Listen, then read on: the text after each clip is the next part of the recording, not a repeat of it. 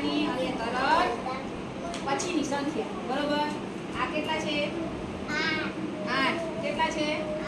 8 ચાલો 8 પહેલા શું આવશે 7 શું આવશે